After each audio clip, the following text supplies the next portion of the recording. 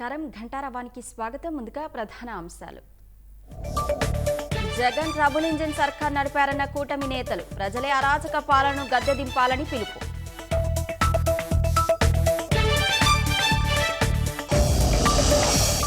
ఓటమి భయంతోనే తెదేపా అభిమానులపై వైకాపా దాడులు. బాలినేని గ్యాంగ్పై ఈసీ చర్యలు తీసుకోవాలన్న చంద్రబాబు.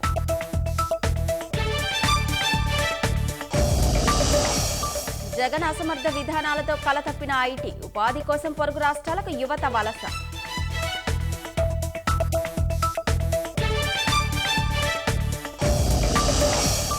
హర్యానాలో పాఠశాల బస్సు బోల్తా. 6 విద్యార్థులు మృతి, 15 మందికి గాయాలు.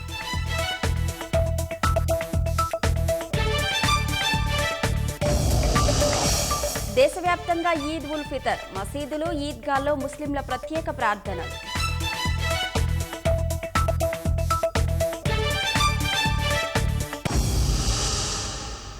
5 ఏళ్ల వైకాపా ప్రభుత్వంలో మద్యంలో 1,00,000 కోట్లకు పైగా కుంభకోణం జరిగిందని కూటమి నేతలు చెప్పారు.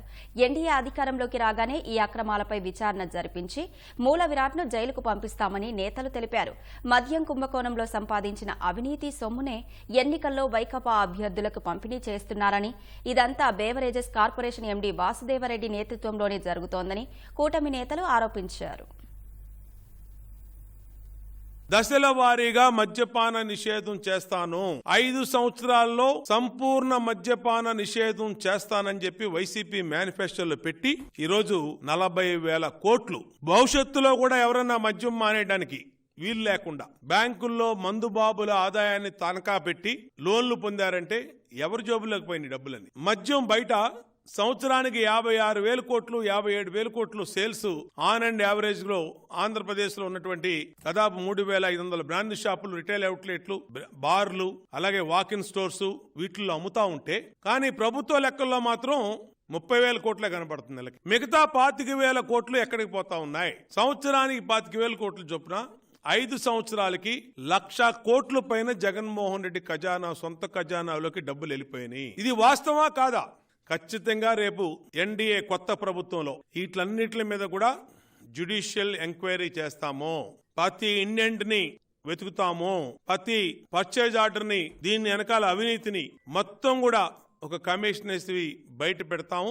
ఒక్కసారి జగన్మోహన్ రెడ్డి గారు అధికారంలోకి వచ్చిన తర్వాత మద్యం వినియోగం ఎంత పెరిగింది అనేటటువంటి దాన్ని ఒకసారి చూస్తే, రిసిల్ ఇచ్చినటువంటి నివేదిక సర్వే గాని, అలాగే కేంద్ర ఆరోగ్య శాఖ ఆధ్వర్యంలో ఉన్న నేషనల్ ఫ్యామిలీ హెల్త్ సర్వే గాని దాదాపు 33-34% మంది ప్రజల్ని మద్యంకి బానిసలు చేసినటువంటి ఘనత వహించినటువంటి ముఖ్యమంత్రి ఇవాళ జగన్మోహన్ రెడ్డి గారు కనబడుతున్నారు. పదే చెప్తా ఉన్నారు ఆయన, మేము ధరలు పెంచాము, ప్రభుత్వానికి ఆదాయం పెరిగింది, వినియోగం తగ్గిందన్నారు. శుద్ధ అబద్ధమో. ఈ మద్యం మాఫియాతో గడిచిన 5 సంవత్సరాల్లో దాదాపు 1,25,000 నుంచి 1,50,000 కోట్ల రూపాయల దాకా దోచేశారు. ఇందులో ఒక 50 నుంచి 75,000 కోట్లు ఆయన సన్నిహితులు, శ్రేయోభిలాషులు, ఆయన కింద పార్ట్నర్స్ గా జే గ్యాంగ్ లో ఉన్నటువంటి రిమైనింగ్ గ్యాంగ్ మొత్తం పంచుకుంటే, ఒక 50,000 నుంచి 75,000 కోట్లు జగన్మోహన్ రెడ్డి గారు ఆయన సూట్ కేసు కంపెనీలకి తరలించుకున్నారు. ఇప్పుడు అనేక కంపెనీలు మనం రకరకాల ప్రెస్ మీట్ లో చెప్పాం. 10 లక్షల రూపాయలు కూడా పెయిడప్ క్యాపిటల్ లేనటువంటి కంపెనీలు 20,000 కోట్లు, 30,000 కోట్ల రూపాయలతోటి ఇక్కడ సంస్థలు ప్రారంభించేస్తున్నాయి. ఇండోసెల్ అనేటటువంటి కంపెనీ అనే దాన్ని బయటకు వచ్చాం. సిటీ సాయి ఎలక్ట్రికల్స్ అనేటటువంటి కంపెనీ గురించి, వాటికి పెట్టుబడులు ఎక్కడి నుంచి వస్తున్నాయో తెలియజేశాం. 2,50,000 ఎకరాల భూముల్ని ఏ విధంగా కొట్టేస్తారని అనేటటువంటి దాన్ని, ఏదైతే పవర్ ప్రాజెక్ట్స్ రూపంలో కొట్టేస్తున్నారనేటువంటి అంశాలు చూసాం. వీటన్నిటికీ పెట్టుబడుల మార్గం ఈ బ్లాక్ మనీ ఏదైతే ఉందో, లిక్కర్ దందాతోటి, డ్రగ్స్ దందాతోటి వచ్చినటువంటి డబ్బులే ఈ పెట్టుబడులకి మూలం అనేటటువంటి విషయాన్ని నేను తెలియజేస్తా ఉన్నాను. డిజిటల్ పేమెంట్ చేయకుండా నగదుతోటే మాత్రమే ఈ వ్యవహారాలు నిలుపుతున్నారు. ఆ డబ్బు మొత్తం కూడా రూటింగ్ అయ్యి ఎక్కడికి వెళ్తుంది అనేటటువంటిది విచారణ చేస్తే ఒకే వ్యక్తి చెప్పగలడు. ఎవరంటే జగన్మోహన్ రెడ్డి గారు. ఇంకొక వ్యక్తి ఉన్నాడు, ఆయనకి కజిన్ బ్రదర్ అవుతాడు, వాళ్ళ బాబాయ్ అబ్బాయో పెదనాన్న అబ్బాయో ఒక ఆయన, అనిల్ రెడ్డి, వైఎస్ అనిల్ రెడ్డి అనే అతను ఆఫ్రికాలో లిక్కర్ డాన్. ఆయన తీసుకొచ్చి చెన్నైలో కూర్చోబెట్టి బ్లాక్ డోర్ లో వీళ్ళందరినీ ఆపరేట్ చేస్తున్నారు ఇప్పుడు ఉన్నటువంటి కంపెనీలు. రాబోయే ప్రభుత్వం ఏదైతే ఎన్డీఏ ప్రభుత్వం, తెలుగుదేశం, భారతీయ జనతా పార్టీ, జనసేన ఆధ్వర్యంలో వచ్చేటటువంటి ప్రభుత్వం ఏదైతే ఉందో, రాబోయే 35 రోజుల్లో స్పష్టంగా విచారణ కేంద్ర సంస్థల ద్వారా విచారణ జరుగుతుంది. దీని మూల విరాట్ ఎవరైతే ఉన్నారో జైల్లోకి వెళ్లేటటువంటి అవకాశం స్పష్టంగా ఉంది. ఎన్నికల్లో ఓటమి భయంతోనే వైకాపా హింస రాజకీయాలు చేస్తోందని తెలుగుదేశం అధినేత చంద్రబాబు ధ్వజమెత్తారు.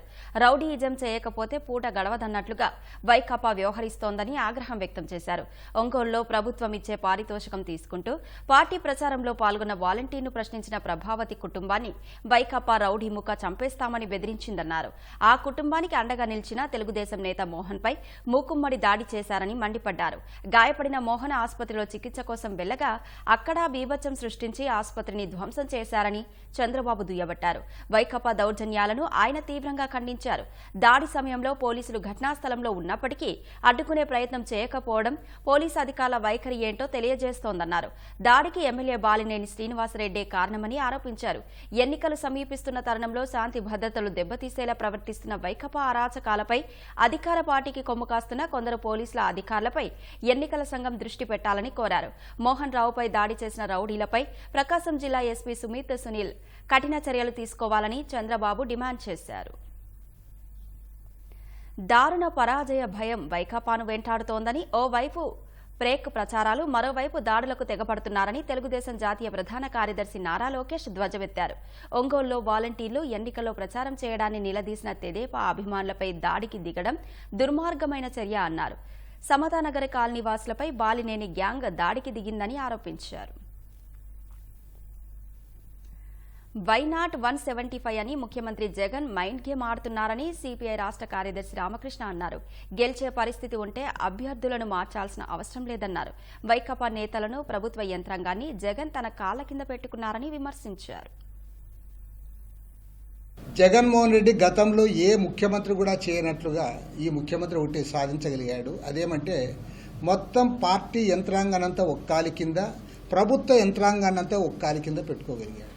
అసలు అధికారులు మొత్తం, అసలు మంత్రులు ఎవ్వరికేం లేదు. మన విజయసాయిరెడ్డి, వైవి సుబ్బారెడ్డి, సజ్జల రామకృష్ణారెడ్డి, పెద్దిరెడ్డి రామచంద్రారెడ్డి, పైన జగన్మోహన్ రెడ్డి, ఈ 5 మంది ముఠాగా ఏర్పడి రెడ్ల పరిపాలన నడిపారు.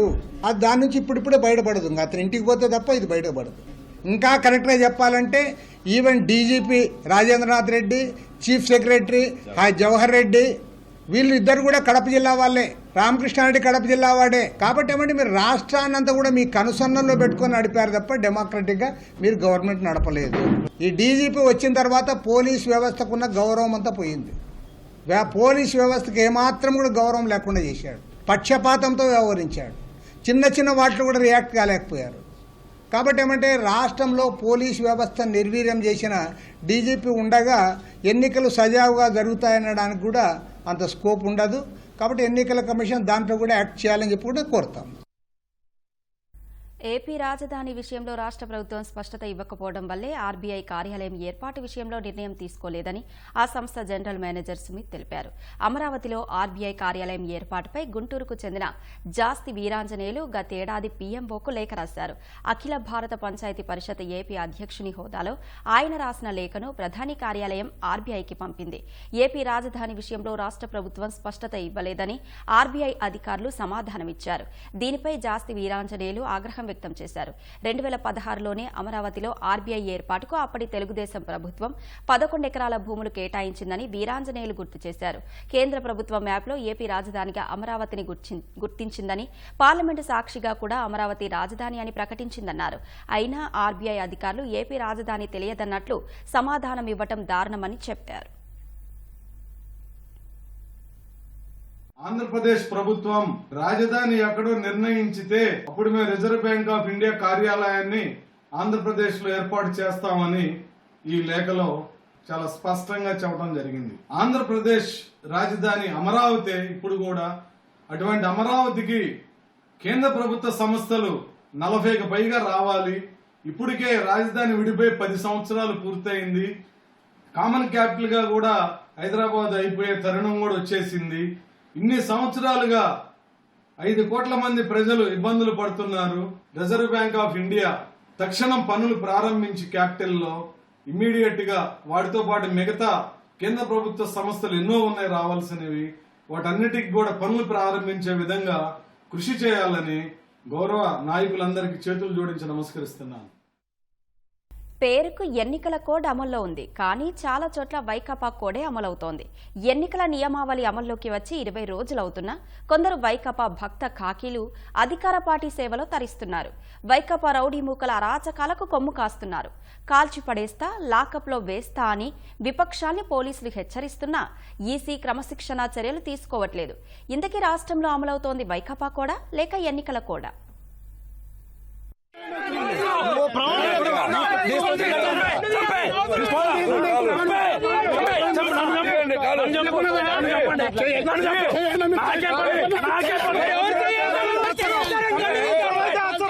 చూశారుగా, కాకి చొక్కా వేసుకుని కారంపూడి సీఐ చిన్న మల్లయ్య ఎలా రంకెలేస్తున్నారో.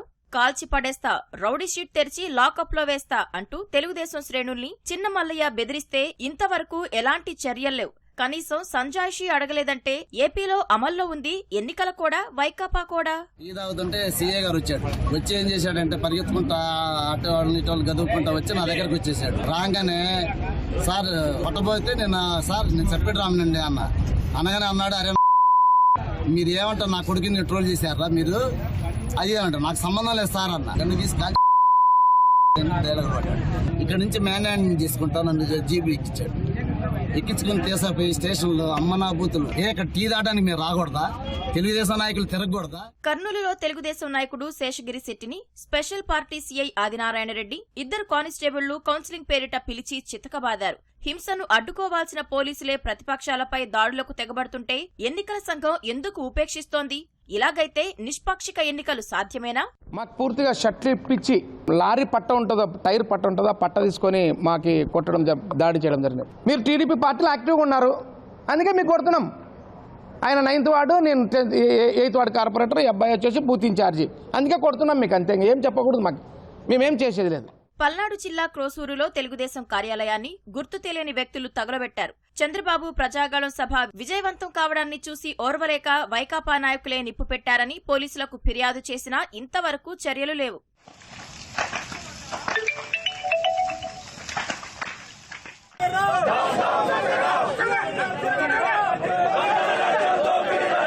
కృష్ణా జిల్లా గన్నవరంలో వైకాపా నాయకుల ఎన్నికల కోడ్ ఉల్లంఘనపై సి విజిల్ యాప్లో ఫిర్యాదు చేసిన తెలుగుదేశం నాయకురాలు మాధవిరెడ్డి, ఆమె కుమార్తెపై అధికార పార్టీ నాయకులు దాడికి పాల్పడితే పోలీసులు వారికే వత్తాసు పలికారు. నేను అటాక్ చేస్తూ ఈ లేడీస్ వచ్చి నా అద్దం పగలగొడుతుంటే నేను ఇమీడియట్ గా కంట్రోల్ రూమ్ కి ఫోన్ చేశాను. సరే మీరు 100 చూపించండి మరి చూపించండి మరి. ట్రాఫిక్ కి అడ్డుగా ఉంది కాదండి, నేను ఆల్రెడీ రికార్డ్ చేశాను, మీరు రాకముందే పెట్టిన బండి. ఇక గుడివాడలో వైకాపా అండదండలతో పేట్రేగిపోతున్న గంజాయి బ్యాచ్ ఓ ఇంటర్మీడియట్ అమ్మాయిని వేధించింది. బాధితురాలి తండ్రి పోలీసులకు ఫిర్యాదు చేస్తే వారు పట్టించుకోకుండా నిందితులకే సహకరించారు. వేధింపులు మరింత పెరగటంతో బాధితురాలి తండ్రి దిశ యాప్లో ఫిర్యాదు చేశారు. ఫలితంగా అతనిపై అక్రమంగా గంజాయి కేసు పెట్టేందుకు ఇన్స్పెక్టర్లు యత్నించారు.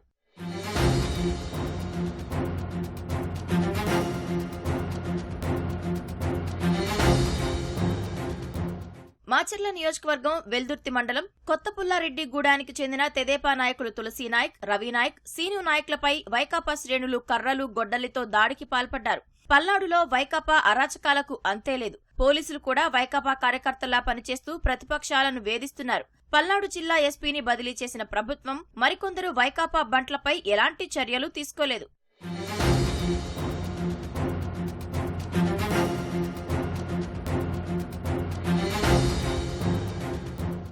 ఇక గుంటూరు జిల్లా పోలీసులు ఎన్నికల కోడ్ అమల్లో ఒకవైపే చూస్తున్నారు. కొల్లూరు మండలం కిష్కిందపాలెంలో పంచాయతీ సిబ్బంది తెదేపా కార్యకర్తల ఇళ్లపై జెండాలు తొలగించారు. వైకాపా నాయకుల ఇళ్లపై ఆ పార్టీ జెండాల్ని మాత్రం తీయలేదు.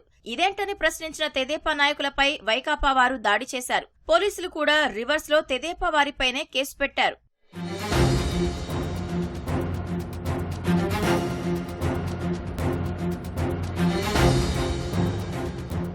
ఎన్టీఆర్ జిల్లా నందిగామలో వైకాపా ఎమ్మెల్యే మొండితోక జగన్మోహన్ రావు, ఎమ్మెల్సీ అరుణ్ కుమార్ అనుచరులు తెదేపా కార్యకర్తలు కిషోర్, నరసింహరావులపై రాడ్లు, కుర్చీలతో దాడి చేశారు. 3 రాజధానులపై ప్రశ్నించినందుకు దాడికి తెగబడ్డారు. ఈ దృశ్యాలు సీసీ కెమెరాల్లో స్పష్టంగా కనిపిస్తున్నా సరే ఎన్టీఆర్ కమిషనరేట్ పోలీసులు వైకాపా నాయకుల ఫిర్యాదు ఆధారంగా తిరిగి బాధితులపైనే రివర్స్ కేసు పెట్టారు. దాడికి పాల్పడ్డ వారిపై తేలికపాటి సెక్షన్ల కింద కేసు నమోదు చేసి వారికి కొమ్ము కాశారు. సొంత ఇల్లు కట్టుకుంటున్నాను టైప్స్ టెంపుల్ దగ్గర. నా మోటార్ సైకిల్కి చంద్రబాబు నాయుడు బొమ్మను ఎన్టీ రామారావు బొమ్మ స్టిక్కర్ ఉంది సార్. నేను పైనుంచి వర్క్ జరుగుతుంది, వచ్చేసరికి కింద కుర్చీల్లో కూర్చొని ఉన్నారు. ఫ్రెండ్లీగానే డిస్కషన్ జరిగింది.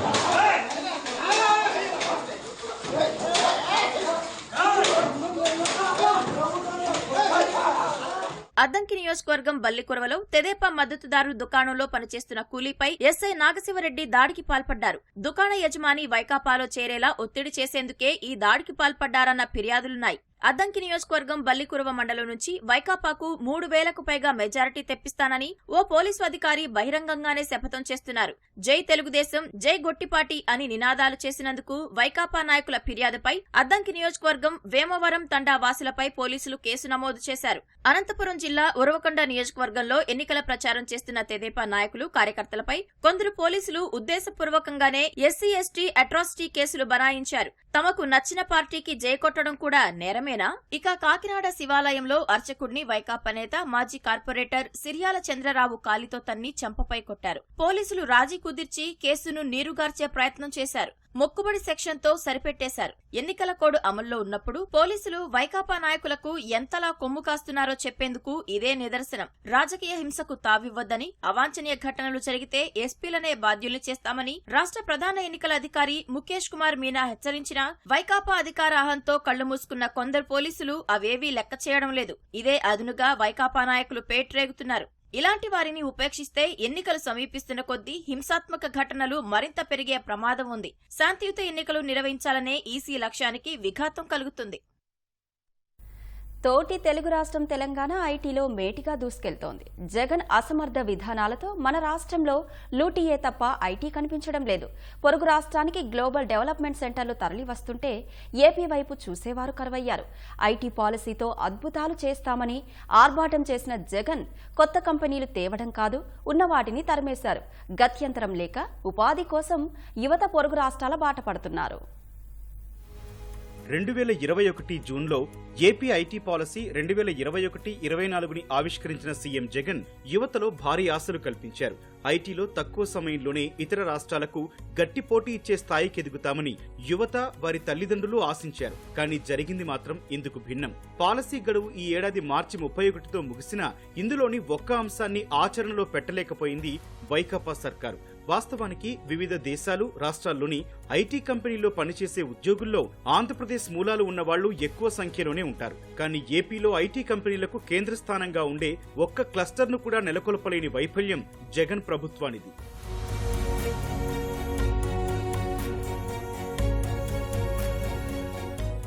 ఏపీ ఐటీ పాలసీ 2021-24లో వైకాపా సర్కారు ఎన్నో హామీలు ఇచ్చింది. అందులో ఒకటి కాన్సెప్ట్ సిటీ అభివృద్ధి. అన్ని రకాల సౌకర్యాలు, మౌలిక సదుపాయాలతో రాష్ట్రంలో 3 ప్రాంతాల్లో కాన్సెప్ట్ సిటీలు నెలకొల్పుతామని తెలిపింది. మానవ వనరుల లభ్యతకు, నివాస ప్రాంతాల ప్రగతికి చర్యలు తీసుకుంటామని వివరించింది. కానీ ఆ దిశగా అడుగు కూడా ముందుకు పడలేదు.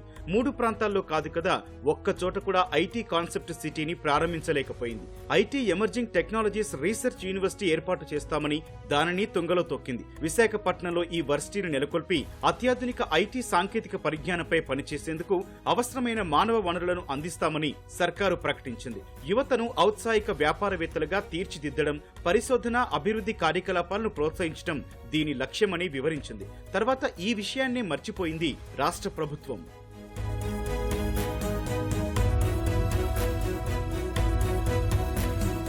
ఇంక్యుబేషన్ కేంద్రాలు, centre of excellence, labs, coworking spaces, digital library తదితర ఐటీ సదుపాయాలతో కూడిన ఇంటిగ్రేటెడ్ టెక్నాలజీ పార్కును సైతం ఆవిష్కరిస్తామని ఐటీ పాలసీలో పేర్కొన్నారు. తర్వాత అతి గతి లేని ఐటీ హామీల్లో ఇది ఒకటిగా మిగిలిపోయింది. అంకుర సంస్థలను ప్రోత్సహించడానికి యాక్సిలరేట్ స్టార్టప్స్ ఇన్ ఆంధ్రప్రదేశ్ పథకానికి రూపకల్పన, 100 కోట్లతో ఫండ్ ఆఫ్ ఫండ్స్ ఏర్పాటు, వర్సిటీలు, కాలేజీల భాగస్వామ్యంతో హ్యాకథాన్స్ నిర్వహణ, ఔత్సాహికులకు శిక్షణ కార్యక్రమాలు తదితర అంశాలను ఐటీ పాలసీలో పొందుపరిచారు. ఇందులో ఒక్క అంశాన్ని కూడా అమలు చేయలేక జగన్ చేతులెత్తేశారు.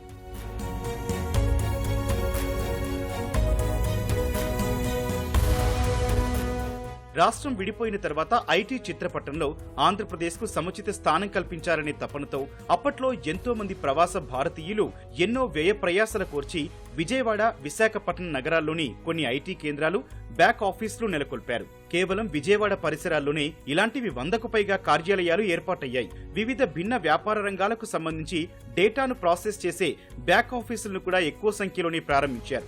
దేశంలోని ఇతర మెట్రో నగరాలతో పోల్చితే జీతభత్యాలు తక్కువే అయినా ఖర్చులు తక్కువగా ఉండటం, సొంత ఊరికి దగ్గరగా ఉంటూ పనిచేసుకోవచ్చనే భావనతో యువత ఈ కేంద్రాల్లో ఉద్యోగాలకు మొగ్గు చూపారు. క్రమేణా రాష్ట్రంలో ఐటీ రంగం వేగం పుంజుకుంటుందని ఆశిస్తోన్న తరుణంలోనే 2019 ఎన్నికలొచ్చాయి. అనంతరం అధికారంలోకి వచ్చిన జగన్ సర్కారు కొత్త కంపెనీలను ఆకర్షించి ఐటీ రంగం విస్తరణకు దోహదపడకపోగా అప్పటికే ఉన్న సంస్థలు మూతబడేలా చేశారు. తెదేపా ప్రభుత్వ హయాంలో ఏర్పాటయ్యాయన్న ఒకే ఒక్క కారణంతో జగన్ తీసుకున్న కక్షపూరిత నిర్ణయాలతో ఐటీ రంగం కుదేలై ఉనికి కోల్పోయే ప్రమాదం ఏర్పడింది.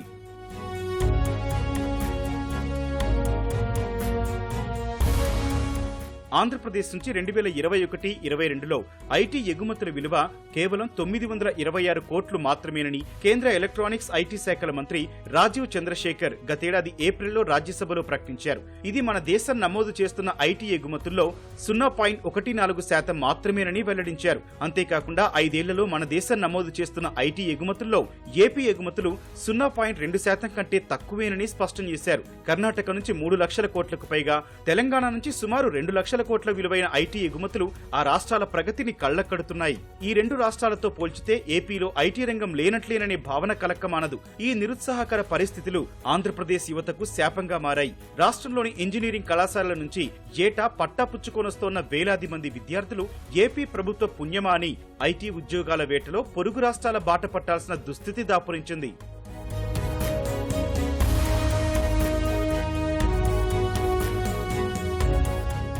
గత 2.5 దశాబ్దాల కాలంలో మన దేశంలో ఐటీ రంగం బహుముఖంగా విస్తరించింది. ఈ రంగం దేశవ్యాప్తంగా ప్రత్యక్షంగా 50 లక్షల మంది యువతకు ఉద్యోగావకాశాలు కల్పిస్తుండగా పరోక్షంగా 4 రెట్లు అధికంగా ఉద్యోగావకాశాలు లభిస్తున్నాయి. ఒక కుటుంబంలో ఒకరికి ఐటీ ఉద్యోగం వస్తే ఆ కుటుంబం మొత్తం ఆర్థిక స్థిరత్వం సాధించే వీలు కలుగుతుంది. పైగా పన్నుల రూపంలో ప్రభుత్వానికి కూడా అధిక ఆదాయం వస్తుంది. తగినంతగా ఆదాయాలు లేక అప్పుల మీద కాలం వెళ్లబుచ్చుతున్న ఆంధ్రప్రదేశ్ రాష్ట్రానికి ఐటీ రంగం ఓ కల్పతరువు అని చెప్పొచ్చు. జగన్ సర్కారు మాత్రం వీటిని పట్టించుకోకుండా ఐటీని పూర్తిగా విస్మరించి ఉద్యోగావకాశాలు కల్పించకుండా తీరని అన్యాయమే చేసింది.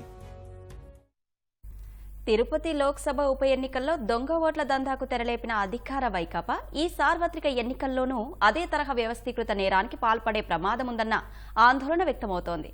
ఎందుకంటే తిరుపతి శాసనసభ నియోజకవర్గ ఓటర్ల జాబితాలో నకిలీ డబ్లింగ్ ఓట్లు వెలుగు చూస్తూనే ఉన్నాయి.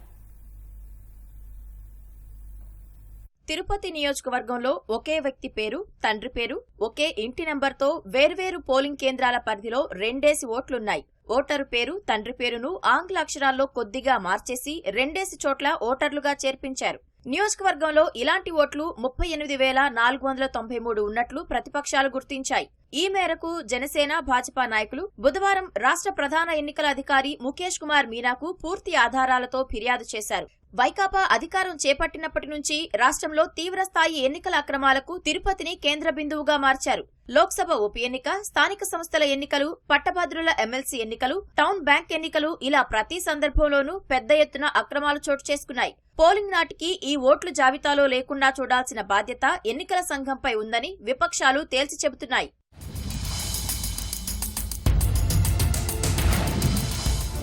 ఎస్ పవన్ కుమార్ అనే పేరుతో 19వ నంబర్ పోలింగ్ కేంద్రంలో సీరియల్ నంబర్ 329తో ఒకచోట, 139వ నంబర్ పోలింగ్ కేంద్రంలో సీరియల్ నంబర్ 329తో మరో చోట ఓటు ఉంది. ఈ 2 చోట్ల తండ్రి పేరు ఎస్ జయకుమార్ అనే ఉంది. ఇంటి నంబర్ కూడా 19/42 S8/451గా ఉంది. ఒకే ఇంటి నంబర్ 2 వేర్వేరు పోలింగ్ కేంద్రాల పరిధిలో ఉండటం ఎలా సాధ్యమవుతుందన్న ప్రశ్నలు వినిపిస్తున్నాయి. ఎన్ నాగరాణి పేరుతో 177వ నంబర్ పోలింగ్ కేంద్రంలో సీరియల్ నంబర్ 741తో, 180వ నంబర్ పోలింగ్ కేంద్రంలో సీరియల్ నంబర్ 913తో ఓట్లున్నాయి. ఈ 2 చోట్ల భర్త పేరు, ఇంటి నంబర్ ఒకటే ఉంది. సుబ్రహ్మణ్యం సందీప్ అనే పేరుతో 246, 247 నంబర్ పోలింగ్ కేంద్రాల పరిధిలో ఓట్లున్నాయి. అయితే 2 చోట్ల తండ్రి పేరు, ఇంటి నంబర్ ఒకటే ఉంది. సుబ్రహ్మణ్యం రెడ్డి పేరుతో 133, 134 నంబర్ పోలింగ్ కేంద్రాల్లో ఓట్లున్నాయి. ఈ ఓట్లకు కూడా ఇంటి నంబర్ ఒకటే ఉంది.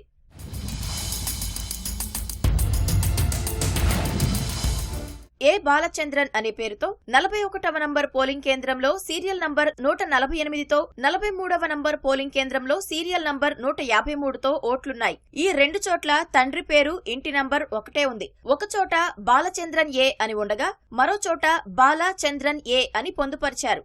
బాలచంద్రన్ మధ్యలో కొంత స్పేస్ ఇచ్చి డబుల్ ఎంట్రీ ఓట్ల బండారం బయటపడకుండా చేశారు.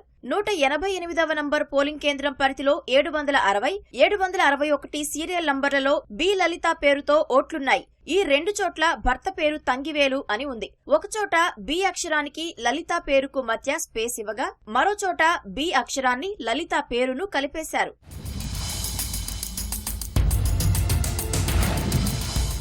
ఆర్ మోహన్ సాయి అనే పేరుతో 57వ నంబర్ పోలింగ్ కేంద్రంలో సీరియల్ నంబర్ 13తో 55వ నంబర్ పోలింగ్ కేంద్రంలో సీరియల్ నంబర్ 994తో ఓట్లున్నాయి. ఒకచోట ఆంగ్లంలో క్యాపిటల్ లెటర్స్ తో పేరు ఉండగా మరో చోట స్మాల్ లెటర్స్ తో పేరు పెట్టారు. ఈ 2 చోట్ల ఇంటి నంబర్ ఒకటే ఉంది. అయితే ఇది ఎవరికీ చిక్కకుండా ఉండేందుకు ఇంటి నంబర్ చివర్లో ఆంగ్లాక్షరం బిని ఒకచోట క్యాపిటల్ లెటర్స్ లో మరో చోట స్మాల్ లెటర్స్ లో పెట్టారు. జి దేవా పేరుతో 133వ నంబర్ పోలింగ్ కేంద్రంలో సీరియల్ నంబర్ 1502తో 134వ నంబర్ పోలింగ్ కేంద్రంలో సీరియల్ నంబర్ 1264తో ఓట్లున్నాయి. ఆంగ్లంలో క్యాపిటల్ లెటర్స్ తో దేవగ్ అని ఒకచోట, స్మాల్ లెటర్స్ తో దేవజీ అని మరో చోట పేరు చేర్చారు. 85, 76వ నంబర్ పోలింగ్ కేంద్రంలో ఓటర్ల జాబితాలో కె దేవి పేరుతో 2 ఓట్లున్నాయి. ఒకచోట ఆంగ్లంలో క్యాపిటల్ లెటర్స్ తో మరో చోట స్మాల్ లెటర్స్ తో పేరుంది. 124వ నంబర్ పోలింగ్ కేంద్రంలో సీరియల్ నంబర్ 272లో ఒకచోట, 122వ నంబర్ పోలింగ్ కేంద్రంలో సీరియల్ నంబర్ 710లో మరో చోట సి అనురాధ పేరుతో 2 వేర్వేరు ఓట్లున్నాయి. సి చిరంజీవి అనే పేరును ఒకచోట తండ్రిగా మరో చోట భర్తగా పేర్కొన్నారు. 132, 223వ నంబర్ పోలింగ్ కేంద్రాల పరిధిలో లలిత అగరం పేరుతో 2 ఓట్లున్నాయి. సాయి కుమార్ అగరం పేరును ఆమెకు ఒకచోట తండ్రిగా మరో చోట భర్తగా చూపించారు. 244, 245వ నంబర్ పోలింగ్ కేంద్రాల పరిధిలో సీరియల్ నంబర్ 716, 737లో ఎన్ అమృత పేరుతో 2 ఓట్లున్నాయి. ఎన్ హరిబాబును ఆమెకు ఒకచోట భర్తగా మరొక చోట తల్లిగా చూపించారు. తిరుపతి లోక్సభ ఉప ఎన్నికల సమయంలో అధికార వైకాపా నాయకులు ఈఆర్ఓ లాగిన్ పాస్వర్డ్ ను తీసుకుని అబ్సెంటీ ఓటర్లకు సంబంధించిన 32,000కు పైగా ఎపిక్ కార్డులను అక్రమంగా డౌన్లోడ్ చేశారు. వాటిపై ఫోటోలు మార్చేసి వేల సంఖ్యలో దొంగ ఓట్లు వేయించారు. దీనికోసం ఇతర ప్రాంతాలకు చెందిన వేల మందిని బస్సుల్లో తిరుపతికి తరలించారు. దొంగ ఓట్లేయడానికి వరుసలో నిలబడిన వారిని ప్రతిపక్ష పార్టీల నాయకులు మీ పేరేంటి, తండ్రి పేరేంటి, చిరునామా ఏంటి అని అడిగితే సరిగ్గా సమాధానం చెప్పలేదు.